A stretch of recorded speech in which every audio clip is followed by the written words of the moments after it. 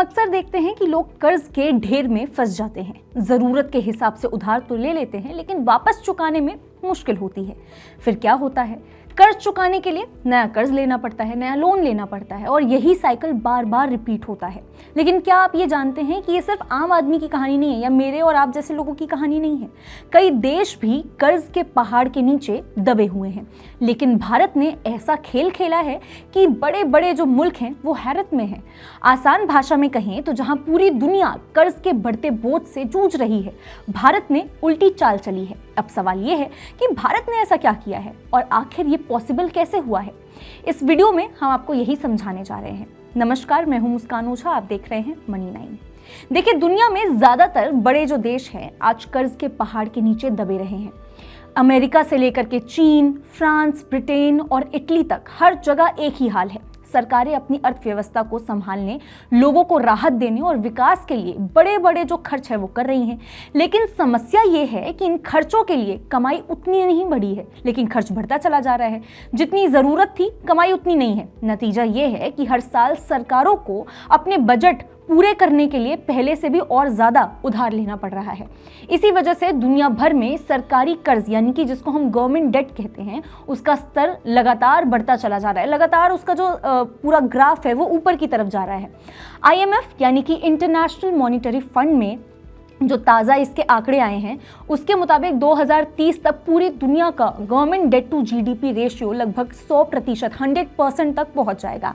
अब इसका क्या मतलब है, इसको हम थोड़ा सा इजी लैंग्वेज में आपको समझाते हैं। अगर किसी देश की साल भर की कुल कमाई 100 रुपए है और उस देश पर जो कर्ज है वो भी 100 रुपए है, यानी पूरी दुनिया का ऐसा एक मोड़ पर पहुंच जाना जहां पे सरकारों की कमाई और कर्ज लगभग सेम प्लेटफॉर्म पे हो जाएगा, यानी इक्वल हो जाएगा, बराबर हो जाएगा। ये जो स्थिति है इसलिए भी डरावनी है क्योंकि कर्ज का मतलब सिर्फ उधार लेना नहीं होता। इसका मतलब है भविष्य की कमाई का हिस्सा आज खर्च कर देना। जैसे मान लीजिए कि अगर आपने अगली महीने की यानी जो आपकी अपकमिंग जो मंथ है उसकी सैलरी का कुछ हिस्सा एडवांस में ले लिया और खर्च कर दिया, तो अगले महीने जब आपको जरूरत पड़ेगी तब आपके पास पैसे बचेंगे ही नहीं। ठीक यही हाल सरकारों का भी होता है। जब सरकार ज्यादा कर्ज ले लेती है तो आने वाले सालों में जो पैसा टैक्स से आएगा उसका बड़ा हिस्सा सिर्फ उस पुराने कर्ज के ब्याज में चुकाने के लिए चला जाता है। इससे सरकार के पास जो नए काम रहते हैं जैसे कि सड़कें, स्कूल या फिर हेल्थ केयर या नई नौकरियां जो जनरेट करनी होती हैं, इनका जो खर्च होता है उसके लिए पूरा जो बजट इन्होंने बनाया होता है वो डगमगा जाता है क्योंकि पैसा बचता ही नहीं है। अब सोचिए, जब अमेरिका जैसी ताकतवर देश की डेट टू GDP रेशियो 121% तक पहुंच चुकी है, फ्रांस की 113% और जापान की 237% से भी ऊपर है, तो बाकी दुनिया की जो हालत है क्या होगी। हर जगह सरकारें बचाव के लिए उधार लेती चली जा रही हैं। ये एक डेट स्पाइरल बन गया है, यानी जितना कर्ज लो उतना ब्याज बढ़ता जाएगा और फिर उसे चुकाने के लिए नया कर्ज आपको लेना पड़ेगा। लेकिन ऐसे माहौल में भारत एक एक्सेप्शन साबित हो रहा है। जब पूरी दुनिया उधारी बढ़ा रही है, भारत अपने कर्ज को धीरे धीरे कम करने की राह पे चल रहा है। यानी दुनिया जहां ऊपर की तरफ जा रही है, भारत का जो ग्राफ है उल्टी दिशा में चल रहा है, नीचे की ओर जा रहा है। ये बदलाव कोई कोइंसिडेंस नहीं है, बल्कि पिछले कुछ सालों में सरकार की स्ट्रिक्ट फिस्कल डिसिप्लिन और समझदारी भरे जो कदम है उसका ये नतीजा है। यानी भारत अब उस दौर में बहुत आगे निकल चुका है जब हर खराब सिचुएशन में या हर खराब स्थिति में हमें भारी कर्ज लेना पड़ता था। कोविड के समय की बात अगर आपको याद हो, भारत पर काफी हद तक कर्ज बढ़ चुका था। 2020-21 में जब GDP पर बुरा असर पड़ा तब सरकार को खर्च बढ़ाना पड़ा, लोगों को राहत देनी थी, कारोबार को सहारा देना था, तो कर्ज लेना ही पड़ता।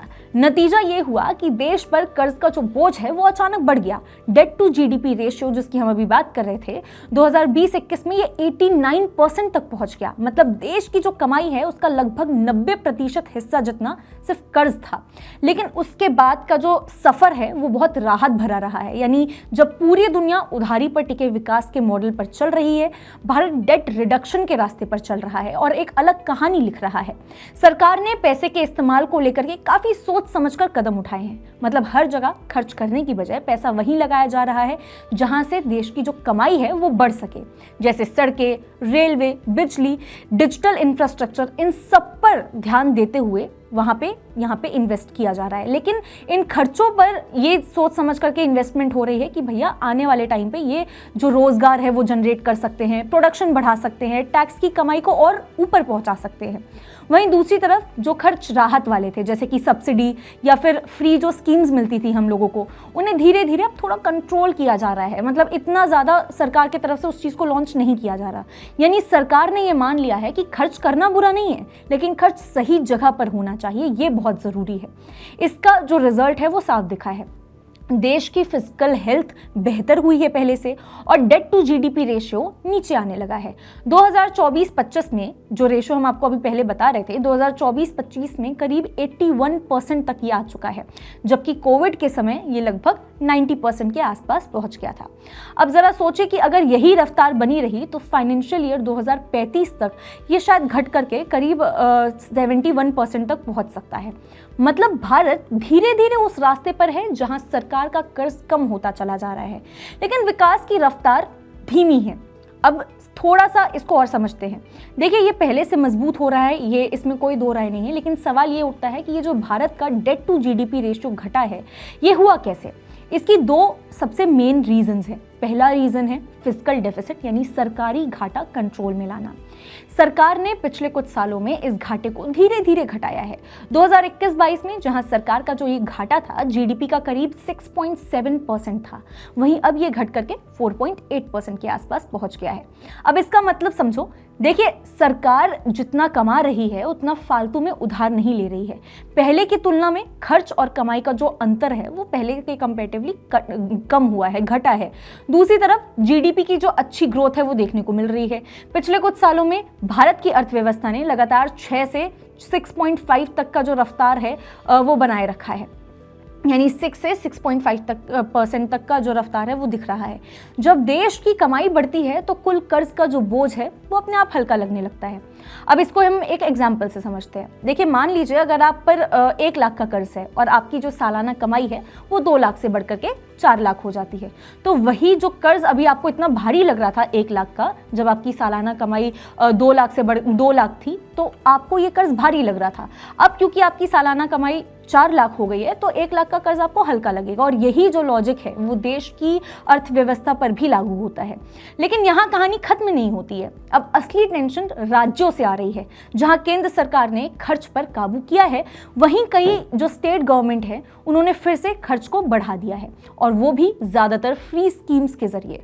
किसी राज्य में मुफ्त बिजली, किसी में महिला सम्मान योजना, तो कहीं स्कूटी, कहीं लैपटॉप बांटने की ये जैसी जो योजनाएं चल रही हैं, लोगों को ये योजनाएं अच्छी लगती हैं, लुभाती हैं। वोट इकट्ठा करने का असली तरीका है, क्योंकि इससे सीधे फायदा मिलता है। लेकिन इनका जो बोझ है वो राज्य सरकारों के बजट पर भारी पड़ता है। इसी वजह से राज्यों का जो एवरेज फिजिकल डेफिसिट है अभी 3% से भी ऊपर चला गया है, और अब राज्यों को जो घाटा है उनका बढ़ते चला जा रहा है, तो वो भी ज़्यादा से ज़्यादा उधार लेते हैं। इसका रिजल्ट क्या होता है कि देश का जो कुल सरकारी कर्ज है उसकी रेशो जो है वो बढ़ने लगता है। भारत के सामने कर्ज से जुड़ी एक और बहुत बड़ी प्रॉब्लम है, वो है इंटरेस्ट बर्डन, यानी कि ब्याज का भारी बोझ। हमारे देश को अपने कर्ज पर एवरेज अराउंड 7.3% इंटरेस्ट जो है वो चुकाना पड़ता है। वहीं जो अमेरिका है या फ्रांस जैसे जो देश हैं उनको 2% के आसपास ब्याज देना पड़ता है। इसका असर सीधे पैसे पर भी पड़ता है। पिछले 5 सालों में भारत की कमाई का करीब 25% जो हिस्सा है सिर्फ पुराने कर्ज का ब्याज चुकाने में चला गया, यानी कि हर 100 में से 25 रुपए जो है वो सिर्फ पुराने कर्ज के ब्याज में ही चले गए। बाकी पैसे के लिए स्कूल, सड़क, अस्पताल, रोजगार या और भी ऐसी जो चीज़ें थी इनके लिए रखे गए थे, लेकिन इसमें कमी आ गई क्योंकि आपके पास बजट इतना बचता ही नहीं है। अब बात यह है कि भारत के पास टैक्स से कमाई भी कम होती है। हमारा टैक्स जो आता है उसका वो जीडीपी का 17 to 18% होता है। फ्रांस में ये 30% है, कनाडा में 29% है। मतलब उनके पास एक तो 2 गुना पैसा आ रहा है खर्च करने के लिए, और हमारे पास पैसा क्या है, कम आता है। खर्च ज़्यादा है और ब्याज का जो बोझ है वो भी हम पर ही ज़्यादा है। इसलिए कर्ज का जो दबाव है हमारे ऊपर पहले मतलब उन देशों के मुताबिक थोड़ा सा ज़्यादा है। तो समझने वाली बात यह है कि भारत को कर्ज महंगा पड़ता है, टैक्स से कमाई लिमिटेड है और खर्चे बहुत बड़े हैं। इसका मतलब ये हुआ कि सरकार की कमाई का बड़ा हिस्सा सिर्फ पुराने कर्ज का ब्याज चुकाने में चला जाता है। जो पैसा विकास के कामों में लगना चाहिए था वो कम पड़ जाता है। अब आप सोच रहे होंगे कि अगर ऐसी सिचुएशन है तो फिर इतनी हम उम्मीद क्यों लगाए बैठे हैं कि ये सिचुएशन पहले से बेटर हो सकती है या जो भारत देश है वो अलग दिशा में चल रहा है। देखिए, भारत की सबसे बड़ी जो ताकत है वो ये है कि वो सिर्फ कर्ज घटाने की दिशा में नहीं है बल्कि स्मार्ट तरीके से खर्च करने की भी सोच रहा है। सरकार ने पैसा खर्च करते समय यही तय किया कि पैसा ऐसे कामों में लगाया जाए जो देश को लंबे समय में फायदा देंगे, यानी लॉन्ग टर्म में फायदा देंगे। जैसे सड़क और रेलवे बनाने में पैसा लगा जिससे व्यापार और ट्रांसपोर्ट बढ़े, इंफ्रास्ट्रक्चर और इंडस्ट्री में निवेश किया गया जिससे नए रोजगार और प्रोडक्शन बढ़ा, नई इंडस्ट्री और टेक्नोलॉजी में पैसा लगाया गया जिससे भविष्य में देश की जो कमाई है वो बढ़ेगी। मतलब पैसा तो खर्च हो रहा है लेकिन सिर्फ दिखावे या फिर वोट के लिए नहीं, बल्कि इसका एक असली मोटिव है। वो मोटिव ये है कि अब विकास के लिए चीजें हो रही हैं। हालांकि इसमें चैलेंजेस भी बहुत है, इसको हम इग्नोर नहीं कर सकते हैं क्योंकि चैलेंजेस भी अभी खत्म नहीं हुए हैं। देखिए, कई राज्यों में अभी भी जो फ्रीबीज है वो बढ़ रहे हैं, जैसे कि मुफ्त की बिजली, लैपटॉप, स्कूटी, महिलाओं के लिए अलाउंसेस। ये जो योजनाएं हैं तुरंत जनता को खुश कर देती है। उनको लगता है कि भैया इससे अच्छी तो कोई बात ही नहीं है, तुरंत वोट दे दो। लेकिन बजट का जो दबाव है वो भी ये बढ़ाती है। अगर ये सिलसिला ऐसे ही चलता रहा तो आने वाले सालों में राज्यों के कर्ज बढ़ने लगेंगे और पूरे का पूरा जो देश है उसका डेट टू जीडीपी रेशियो फिर ऊपर जा सकता है। दूसरी जो चुनौती है वो है ब्याज दरें और टैक्स कलेक्शन। अगर ब्याज दरें ऊंची रही और टैक्स से आमदनी नहीं बढ़ी तो सरकार का पैसा सिर्फ कर्ज चुकाने में ही चला जाएगा और जो नए विकास के जो काम होने थे उनके लिए पैसा बचेगा ही नहीं। इसका मतलब साफ है, भारत का डेट अफोर्डेबिलिटी यानी कि कर्ज चुकाने की जो क्षमता है वो दबाव में आ सकती है। तो देखिए, इसका जो टोटल कुल मिलाकर के जो पूरी बात हम कहना चाह रहे हैं वो ये है कि पूरी दुनिया जहां कर्ज के बोझ में फंसी जा रही है, भारत ने सही दिशा पकड़ी है कर्ज घटाने की और समझदारी से खर्च करने की। लेकिन ये सफर अभी बहुत लंबा है। केंद्र सरकार की मेहनत तभी रंग लाएगी, तभी असर दिखाएगी जब राज्य भी समझदारी से खर्च करेगा, ना कि फ्रीबीज के चक्कर में पड़ जाएगा। यानी वोट के लिए मुफ्त चीज़ें बंद करे और पैसा जो है वो विकास के लिए और भविष्य के लिए इन्वेस्ट करे। तो ये थी हमारी पूरी कहानी। अब आप क्या सोचते हैं इस पूरे टॉपिक के बारे में हमें कमेंट करके बता सकते हैं। इसके अलावा अगर आप किसी टॉपिक के बारे में चाहते हैं कि हम डिटेल ऐसे डिस्कस करें तो वो भी आप हमें बता सकते हैं, जिस भी बारे में आप ऐसे डिटेल इन्फॉर्मेशन चाहते हैं। ऐसी वीडियोज़ के लिए देखते रहिए मनी 9।